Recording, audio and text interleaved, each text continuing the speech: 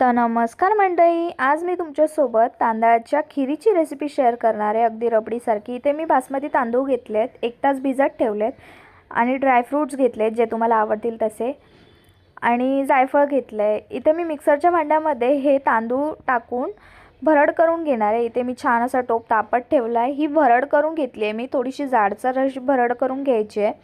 टोप तापल्यानंतर आपण त्यामध्ये तूप टाकणार आहोत. तूप तापल्यानंतर त्यामध्ये आपण ड्रायफ्रूट्स आपण तुमच्या आवडीनुसार तुम्ही घेऊ शकता. इथे मी काजू आणि बदाम घेतलेत. हे छान ब्राऊन करून घ्यायचे आहेत, असे तुपावर भाजून घ्यायचे आहेत. छान असे ब्राऊन झाले ना की आपण त्यामध्ये जे वाटलेलं तांदूळ आहे तो आपण त्यामध्ये टाकणार आहे. इथे मी दूध घेतलं आहे, कोमट दूध आहे. ते दूध मी या तांदळाच्या ह्याच्यामध्ये मिक्स करते, भरडीमध्ये. छान असं मिक्स करून घ्यायचं आहे, मिसळून घ्यायचं आहे म्हणजे गाठी होत नाहीत. आणि हेच मिश्रण मी टोपामध्ये ओतून घेते, जे ड्रायफ्रूट्स आपण भाजले होते ते. छान असं मिक्स करून घ्यायचं आहे. ही खीर खूप छान होते, म्हणजे बोलतात ना घट्ट, अगदी रबडीसारखी.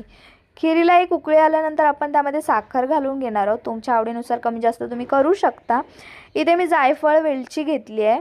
छान असं खूप मस्त फ्लेवर येतो आणि तुम्ही नक्की ट्राय करा. खूप मस्त लागते ही खीर आणि त्याचं टेक्स्चर तर खूप सुंदर असतं.